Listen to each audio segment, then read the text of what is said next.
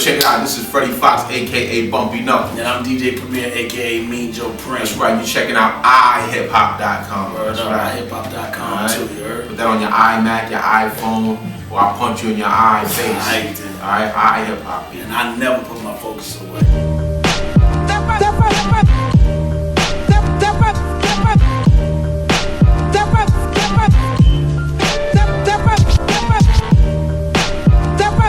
Brings us together today is, the collabo albums you guys are coming out with. Collection. So obviously, you've done, obviously you guys have worked in the past together, done projects, but this is the first time you guys have put out a full-length album together. So why now and why not back then? Was the timing better now than it was a while back? Yeah, timing, definitely, because ever since we toured on the Gangstar tour in '98 with Cypress Hill, Busta Rhymes, and the whole Flip Mode squad with Rod Digger and everybody, PE, Praz and Rock Clef was out with us. Even Cannabis was out with us. Black Eyed Peas, we didn't even know who they were, and we watched them perform and said, yo, they're gonna end up blowing up one day. But Maya was over there. And I mean, it was a dope tour, and we just all had a good time on that. And even from then, we were talking about, one day we gotta do an album, just because of doing the Militia record on the Gangstar album. So that has always been talked, but we've always been recording together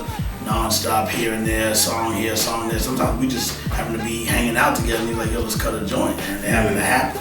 Collection was just the appropriate title, because that's really what it is, a collection of stuff we've been recording really from 2005 to 2012.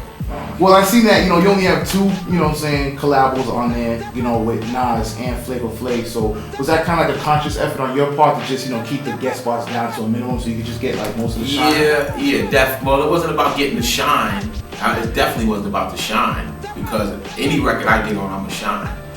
It was more about not wanting to have a ton of features on there, because they had nothing to do with the stories I was telling and the concept of the record. The Nas record was a collaboration it was an old song I did that Premier wanted to remix, because sonically it wasn't the same sound that he was developing for Collection. So he asked me for the acapellas and I gave it to him. And the Flavor Flav was more about, wanting to have a hip hop voice on there that was powerful, that was big, that was iconic, and that was, just a star. I needed a real big star on the record, and I thought people would never expect me to put Flavor Flav on there, but I see Flavor Flav as an icon in this game, because he doesn't lend his voice to everything. So it's not easy to get Flav to get on this. Another thing, right now, the way the game is now, obviously it's a different game from when you guys first started. Now, people, they want 3-4 free albums, mixtapes before you come out with the album, and then when the album comes out, you still gotta hope that, they still buy that, because you already gave them a ton of free music. So with that being said, do you feel as if the internet kind of messed up the game, or does it make artists work that much harder for the fans? Well, you gotta know how to use the internet, you know what I mean? And to me, the game don't change, the people in it change, and when you have, the concept is we're still making music, we're still selling music, and the different types of relationships make people have to do that. It's record companies paying radio to play records, and you got people in street teams, paying people to do this and that. It's really about moving money. People take their attention off of the sound quality. It's not a bad thing. The internet is not a bad thing. You just have to know how to use it to your advantage. Like anything else, if you put your focus away, you can't focus on how to figure out the internet. I know dudes coming home from jail that's doing 30 years picking up cell phones. I don't hear no dial tone, dog. This thing is broke, So you got to school them on it.